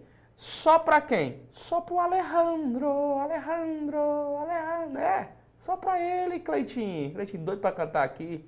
Alejandro, macho. Por quê? Porque ele é brasileiro nato. Tá sendo acusado judicialmente de exercer uma atividade nociva. Isso aqui bota ele pra fora em 2 palitos. A Cláudia é brasileira nata, macho. O Marco é brasileiro nato, homem. Então esses cabas não podem ser extraditados. É só o Alejandro mesmo. Então fudeu. É só pra ele que fudeu. D de dado, facinha, questão 4. Questão de número 5, bora lá, compartilhe, vem comigo. Considere que determinada mulher, filha de mãe brasileira e pai estrangeiro, nascida em país cuja lei lhe reconhece nacionalidade originária e durante o período em que sua mãe lá estava a serviço da República do Brasil, venha residir no Brasil depois de atingida a maioridade. Nessa hipótese, essa referida mulher, dentro das regras de nacionalidade que a gente tanto estudou, tá? Item A, é considerada brasileira nata, não podendo vir a ser extraditada, quaisquer que sejam as circunstâncias, e a natureza do delito pelo qual o requeira o Estado estrangeiro. A pergunta 01 é essa. Se na situação descrita no enunciado, pessoal, a mulher brasileira nata, pois nasceu no estrangeiro durante o período, mas a mãe trouxe a bichinha para morar no Brasil, então é brasileira nata. Então, por ser brasileira nata, ela não pode ser extraditada. Concorda comigo?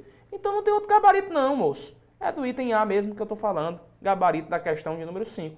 Lucas, e é uma das formas de ser brasileiro nato. É nascer no estrangeiro, mas vir morar no Brasil e a mãe registrar o bichinho aqui numa repartição brasileira. Ou, no caso, a mãe estando a serviço da República Federativa do Brasil. E por estar a serviço, é brasileira nata a criancinha. Né? Nós já sabemos disso. Vamos lá. 6. No que tange a nacionalidade, juiz sanguíneos, inclusive a gente viu tudo isso já, graças a Deus. Juiz sanguíneos é o mais importante, não é o solo que nasceu. É o sangue do papai e da mamãe, né? Juiz sanguíneos é o critério para fixar a nacionalidade primária. Mentira, porque juiz sanguíneos é a nacionalidade secundária, é vínculo de sangue, tá? Eimátulos é o mesmo que apátrida. Hein? Eimátulos apátrida é sem pátria ou eimátulos. Então, pronto. Apátrida, pessoal, é o mesmo que eimátulos. Então é o item B já. Mas vamos ver o resto. Juiz sólidos é o critério para se atribuir nacionalidade ao apátrida. Nada a ver. Juiz sólidos é para dizer, ei, o solo onde tu nasceu é o mais importante de tudo nessa relação. Juiz lote é a polinacionalidade. Tá? Quando diz que juiz lote é a polinacionalidade, isso está errado. Está errado. Quando diz nacionalidade secundária é o mesmo que nacionalidade voluntária. Tudo errado aqui. Nacionalidade secundária, pessoal, é a nacionalidade voluntária e não involuntária. Então, B, indo e voltando, item B de bola na questão 6. Item B de bola. Questão de número 7. Acerca dos direitos sociais, nacionalidade, direitos políticos, julga o item seguinte. Perderá a nacionalidade brasileira cuja naturalização for cancelada por uma decisão judicial ou administrativa, em virtude de uma atividade nociva para o interesse nacional. Agora é certo ou errado? Está certo ou errado a 7? Questão 7 está certa. Questão 7 está certa ou errada? Perderá a nacionalidade brasileiro cuja naturalização, melhor dizendo, for cancelada por decisão judicial. Administrativa não, acho. Há tempo, pelo amor de Deus, há tempo. Administrativa não. Há tempo, pelo amor de Deus. Administrativa não. Beleza? Tá errado essa bagaça. Vai encabular um jumento, macho. Tá errado. Questão de número 7 tá errado. Questão de número 8. Bora lá. Questão de número 8. Vamos lá com calma. Agora, cadê você? 8 tá aqui. Opa, tá aqui. Acerca dos direitos e garantias, remédios constitucionais e papapá e papapá. As hipóteses de perda de nacionalidade brasileira previstos na Constituição de 88 têm natureza taxativa, de modo que nem mesmo convenções ou tratados internacionais poderão ampliá-las. É um rol taxativo que está previsto exemplificativamente, não, taxativamente, porra, na Constituição Federal. São aquelas situações e pronto, de perda de nacionalidade, que inclusive nós estudamos hoje 2 tipos, a perda-mudança e a perda-punição, presentes na gloriosa Carta Magna de 88. Questão de número 9. Vamos lá. Referentemente às normas sobre nacionalidade dispostas na Constituição, é incorreto afirmar que, incorreto. A.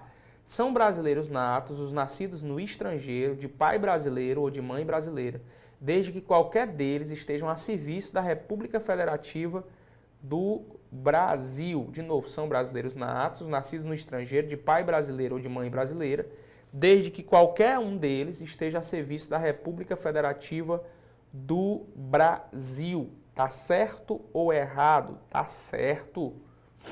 Brasileiros natos, ó. Perfeito, a gente estudou isso. B. São brasileiros naturalizados, os estrangeiros de qualquer nacionalidade, residentes na República do Brasil há mais de 15 anos ininterruptos, sem condenação penal, desde que requeram a nacionalidade brasileira. Ele quer a incorreta e a B tá certa. C. Aos portugueses com residência permanente no país, mesmo não havendo reciprocidade em favor do brasileiro, serão atribuídos direitos. Se não tiver reciprocidade, não vai ser atribuídos os mesmos direitos. Inclusive, estudei contigo. É a teoria da reciprocidade Brasil-Portugal. Teoria, anota aí, papaizinho, da reciprocidade. Teoria da reciprocidade Brasil versus Portugal. Então, o item C está desmantelado. Está errado o item C. Beleza? Questão de número 10. Questão de número 10. Que diz o seguinte. Johann nasceu em território brasileiro quando seus pais, de nacionalidade alemã, aqui se encontravam com visto de turistas. Após o nascimento, foi levado para a Alemanha, onde era legalmente reconhecida sua nacionalidade alemã, nata, pelo critério dos jus sanguíneos. Quando ele fez 25 anos de idade, ele foi acusado de tráfico ilícito de substâncias entorpecentes lá na Alemanha. Tendo retornado pela primeira vez ao Brasil, o que ocorreu já na condição de fugitivo. Por que esse bonitinho, depois que fez uma merda, vai se esconder logo aqui, hein? É muito safado nele. Ah, baitolo. À luz dessa narrativa, é correto afirmar o que sobre esse cabeção aí, que fez essa bosta aí, hein, toda? O que é que você me diz? Hein? Apenas tem a nacionalidade alemã, sendo possível o acolhimento do pedido de extradição eventualmente formulado pelo governo da Alemanha. B. Além de ter a nacionalidade alemã, ele é brasileiro nato, não sendo passível de ser acolhido a eventual pedido de extradição, né, pelo governo da Alemanha. A pergunta que eu quero fazer para vocês, esse cara aqui é, afinal, brasileiro nato, alemão nato ou tem dupla nacionalidade? Hein? Ele tem dupla nacionalidade, galerinha? Vou de novo aqui na historinha do Johann. Johann nasceu em território do Brasil quando seus pais de nacionalidade alemã aqui se encontravam com visto de turista. Após o nascimento ele foi levado para a Alemanha e lá a regra é diferente. Lá disseram, não, ele é alemão, porque aqui para nós é o jus sanguíneo, não interessa onde ele nasceu. Só que para nós, olha para cá, só que para nós o mais importante aqui é o lugar onde a pessoa nasceu. E o Johann nasceu no Brasil. Então para nós ele é brasileiro nato. Então vem comigo na tela de novo. Olha o B. Além dele ter a nacionalidade alemã, ele é brasileiro nato, não sendo passivo de ser acolhido a eventual pedido de extradição. Então vai ficar pelo Brasil mesmo. E ele já sabia disso, porque o bicho é, sabe, o bicho é daquele, sem vergonha mesmo, ele já sabia desse esquema todo. Então o gabarito dá 10, item B. Fechou, tranquilidade pura, nacionalidade está dominado. Tá? O que está faltando é uma sequencial chibata de muitas questões, que aí nós vamos brincar de fazer isso direto aqui o tempo inteiro. Aquelas 100 questões que você precisa para maturar ainda mais, performar ainda mais, porque conteúdo programático, teoria, você tá mais que bom. Tamo é junto, até depois do fim. Bora. Galera do YouTube, tamo junto. Cadê vocês? Galera do Objective Play, olha para mim, tem alguma dúvida do Objective Play? Estamos aqui ao vivaço. Fizemos uma transmissão, estamos fazendo ainda a transmissão para você. Eu quero que você aproveite a oportunidade de estudar conosco todo dia, toda hora, bora para cima. Falei aqui de direitos dos trabalhadores, falei de sindicato, falei de uma porrada de coisa aqui. Agora falei de nacionalidade, misturei, esbagacei os dois aqui. É assim que a gente faz a aula. Ah, não gosto não desse tipo de aula. Então você gosta do professor engessado, você gosta daquelas aulas lá, os cabos com paletó e gravata que não tem quadro, aí é contigo. Cada um escolhe com quem quer estudar, tá? As aulas aqui é desse jeito aqui, só que a gente resolve mais questões, né? Na próxima semana eu prometo trazer 100 questões de direitos sociais, só para até dar uma dor, só direito social, já que hoje não deu para trazer direitos sociais especificamente da Constituição, nessa parte, porque uma coisa é direito do trabalhador na CLT, outra coisa é direito do trabalhador na Constituição. Essa que nós estamos estudando tem que ser direito do trabalhador na Constituição Federal de 88. Tem Objective Play alguma dúvida? Eu vou perguntar de novo aqui. Se você que está dentro do Objective Play tem alguma dúvida, pergunte. Sua hora é essa. Estamos seguindo a Constituição inteira. Pessoal, vai ter aula da Constituição toda toda semana eu entro ao vivo com direito constitucional aqui no YouTube. Toda semana, constitucional e administrativo. Toda semana e é ao vivo. Agora, se você não participa, velho, compartilha de graça no YouTube. Dentro do Objective Play, pra lá, eu vou tirar todas as dúvidas da galera. Essa aula só fica salva pra galera do Objective Play. É a oportunidade que a gente tem de alcançar você que está no Objective Play, tirar todas as dúvidas que você tem. Para quem não assinou ainda, o Objective Play é uma plataforma de acompanhamento. Um outro chamado que eu vou ter aqui para vocês aqui nos dias 13, 14, 15, aliás, 14, 15 e 16, vai ter a nova regra. São 3 dias de desafio comigo, no meu canal do YouTube, te ensinando a estudar em todos os níveis, fazer resumo, fazer material enxuto, fazer cronograma de simulado. Eu vou te ensinar a ser profissional nos concursos. Tudo o que eu fiz, que me fez ser aprovado numa porrada de concurso, eu vou te ensinar. De graça, você não paga nada nesses 3 dias. 3 dias de desafio, se inscreve aí, encoste a câmera do seu celular nesse QR Codezinho aí, é muito simples. E eu vou te dar já um mini curso de 3 aulas de 40 minutos, tá? Tem 3 aulas aí que quando você encosta a câmera do seu celular, você ganha de graça, não vai pagar R$1 nisso aí. Eu tô te dando de graça a oportunidade que eu não tive de ter de graça. Tudo que eu estudei ao longo desses processos de preparação, que me fizeram ser nomeado em vários concursos e que me fizeram ajudar várias pessoas a ser nomeadas também, eu tô te passando de graça. É muito simples, você só precisa encostar a câmera do seu celular no QR Code, baixar aí o mini curso, né, das 3 regras de ouro que faz com que qualquer concurseiro se desbloqueie, e você vai vir para uma nova etapa comigo, que é uma etapa de muito mais envolvimento com a performance, sabe, com a profissionalização nos concursos públicos. Estamos aqui fazendo a aula, tá? Hoje eu estou bem cansado, mas eu acredito que a aula saiu legal. Passei muita reunião hoje, muita coisa, fiz live, enfim, um dia bem carregado. Entretanto, eu tenho certeza que a aula foi bem legal, bem disruptiva, né? Porque nós falamos de pontos, inclusive, de prova. Esse ponto aqui do artigo 12 cai muito em prova de concurso. Aquele ponto lá que eu falei dos direitos dos trabalhadores, né? Nas empresas que tem mais de 200 empregados, tem que ser eleito um deles para representar os direitos dos trabalhadores diante dos empregadores. Aquela porra ali toda cai muito em prova de concurso. Então, tenho certeza que fiz e cumpri o meu chamado na noite de hoje, né? O meu propósito de ministrar conteúdo bom, de graça, na internet para vocês. Você que viu que a minha aula foi legal e não me conhecia, me segue lá no Instagram, que é o @lucasneto_objetivo, e chama alguém para ver essa aula. Eu vou deixar ela salva aqui por 1 hora, tá? Ela vai ficar salva na íntegra, por completo, lá para a galera do Objective Play. Vamos para cima, sem desanimar. A gente só está começando a semana. Tem muita coisa vindo aí pela frente, tem muito concurso bom vindo pela frente. Se você ainda não se sente profissional nos concursos, não deixe de vir para a nova regra dos concursos públicos. A nova regra vai ser o evento de fevereiro, o maior. Já entramos no mês da nova regra. Eu quero que você se inscreva nesse QR Code, vá para os grupos de conteúdo, pega o mini curso de graça. Esse mini curso é seu, você tem que pegar esse mini curso que eu tô te entregando agora de graça sobre como é que você faz para sair do estágio 0 no mundo dos concursos. E é isso aí, cara. Eu vou te dar um montão de curso grátis, um montão de material grátis, um montão de aulão grátis. Agora, se você quiser ir para outro nível, eu sugiro que você venha para o desafio que eu vou apresentar para vocês nos dias 14, 15 e 16 de fevereiro, às 20 horas. Vai ser no meu canal do YouTube. Fique esperto, que Deus te abençoe. Uma pergunta do Objective Play chegou agora. Uma pergunta, vamos lá. Francisco Wellington perguntou quais são as matérias que tem que focar na Polícia Penal. Francisco Wellington está perguntando quais as matérias que tem que focar na Polícia Penal do Ceará. No último edital, Francisco Wellington, foi constitucional, umas noções básicas de direito administrativo, penal, umas noções básicas de legislação penal extravagante, português, informática, que inclusive derrubou muita gente, e as portarias, né, as legislações específicas aglutinadas ao concurso da Polícia Penal. Por estar dentro do Objective Play, você pode ter certeza, todas as aulas gravadas você já tem. E outra, você tem acesso a toda semana aulas ao vivo dentro da plataforma como essa, onde eu tiro suas dúvidas.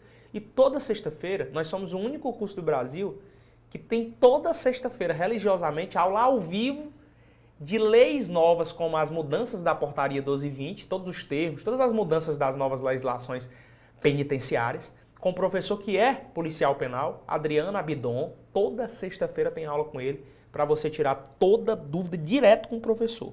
Dentro do Objective Play, eu não tenho dúvida de que quem tem o Objective Play tem a melhor de todas as plataformas de acompanhamento. Eu tenho batido muito nessa tecla.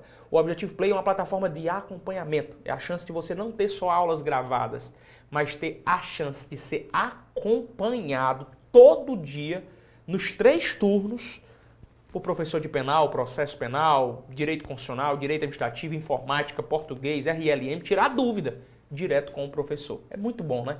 É muito bom. A oportunidade tá aí. Tira dúvida quem quer dentro do Objective Play, tá? Beleza? Tranquilo? Show de bola, me despeço da galera do YouTube. Já chama a galera do YouTube pro Objective Play, porque é apenas R$ 69,90 por mês. R$ 69,00 por mês. Você tem acesso a mais de 20 mil aulas e a acompanhamento de mentoria, inclusive mentoria, o professor te dando mentoria sobre como é que você deve melhorar nos estudos. Inclusive, sexta-feira agora tem mentoria com a delegada Narda Araújo. A Narda sensacional, de uma didática impecável. Lembrando que sábado agora tem Caveirão da Madrugada, às 22 horas. E assim, cara, o Objetivo não para. Fica ligado na nossa programação, vai pro Instagram que você fica de olho em tudo que acontece aqui no Objetivo. Beijo no coração de vocês e até a próxima. Valeu! Tamo junto.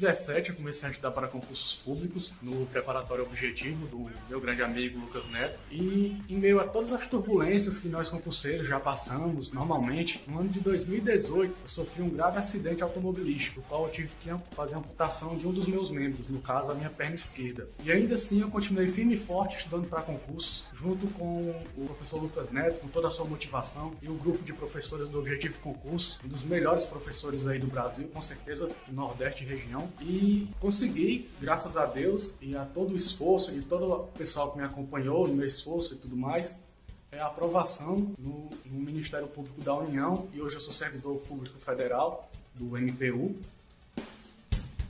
no caso do MPF. Então vamos começar a estudar, vamos se dedicar ainda mais, não vamos desistir, vamos correr atrás e mudar de vida, que assim como eu pude mudar de vida, vocês também podem. Um abraço a todos, um abraço.